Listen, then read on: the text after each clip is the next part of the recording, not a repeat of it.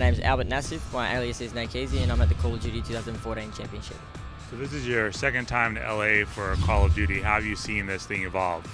Obviously coming here last year was a great event. This is a massive event. The venue's a lot bigger. It's a really big sort of tent sort of thing. It's very more spaced out, a lot more people here, so it's a bit more of a better atmosphere here. As you can see, if you watch any of the videos, the crowd is just huge and there's all these people cheering. And it's really evolved to the next level and it's really good to be a part of it. Now, the Americans are used to playing against each other. You guys come in and they're not really used to you. What advantage is that? They obviously really underrate us, so they probably think they can go a bit easy mode, and obviously I don't think it's paid off for them today, but in saying that, they get to play the other top American teams, so they're really experienced in what they do and they know how to win, what they need to do. They're used to playing better teams, so they can obviously progress and get better, and we're used to playing sort of the same level of teams, so we don't actually get that chance to find those better plays and improve ourselves. What do you feel differentiates your gameplay style from others? What separates us is that we don't get to play the other top teams, and so we don't get to verse the other top teams from Europe and America often, so we're stuck playing our same Australian teams. We don't really get to learn all these different play styles and develop and evolve our gameplay to their level, so it's really hard to compete, but we've done a really good job today. How popular is esports in Australia? It's almost non-existent, so really we're at the top of the sort of the food chain. COD, there's only a few games, so we don't have as many things as maybe Korea or America has, or Europe, so we're really low on the food chain, but hopefully we can make an impact, and any other Australian team and any other esport can really give us a name and sort of start building their reputation. What does coming to a tournament like this do for you guys when you head back home from last year or this year? Obviously we build on it. Hopefully we do a good job enough to prove to our sponsors that they deserve to send us back to a future event by any other organiser, so hopefully we can get here again, not only for just Call of Duty Championships, but for other things which also will help us in the future.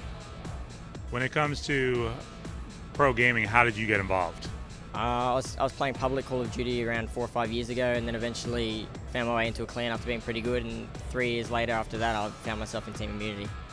When it comes to the Call of Duty game, every year you guys are throwing a brand new game to play.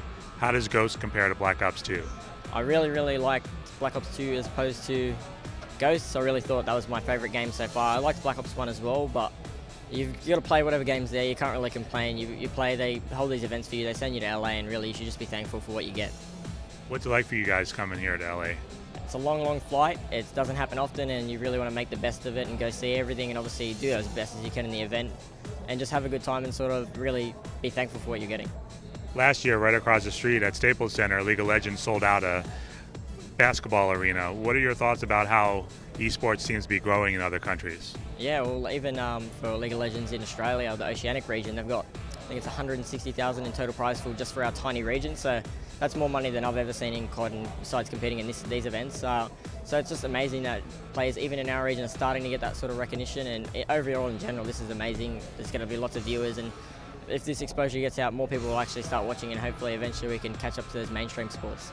Now the name sport is right in there with esports. How do you feel that this team-based video game is like a real sport?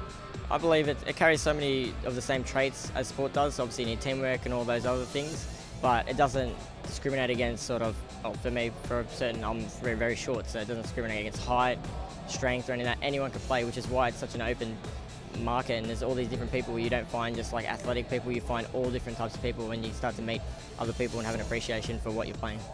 When it comes to Call of Duty Ghosts, what's a favorite map you like to play, and give us some advice for playing it? I like to play Blitz Freight, so I really enjoy running a submachine gun, running through as fast as I can with marathon and focus and whatnot, and just trying to get in as many gunfights as I can and take down this opponents into their spawn, and eventually so my team could just keep relaying flags and we can start taking over the map. What's your go-to gun and why? Our go-to guy is definitely Shox, our teammate. He was voted 87% best player last year for Black Ops 2, and he's also very good at this game, so he's our go-to man. What about weapons? What do you like to play with? I like to use the MTAR or the Remington, but mostly you'll see me running 99% of the time in MTAR. The last thing I want to ask you is a favorite memory from your career thus far. Definitely beating Envy today. I remember looking at the crowd, seeing everyone's faces, seeing their faces, and just everyone amazed that we were this random team. Obviously, as the saying is, started from the bottom, and they really underrated us, and seeing the other Australian team take out that as well, it gives an appreciation that people are finally starting to take us seriously and not a joke. So it's really, not only for us, it's really good for the whole community, that seeing we're actually getting some recognition and people are actually taking us seriously for once.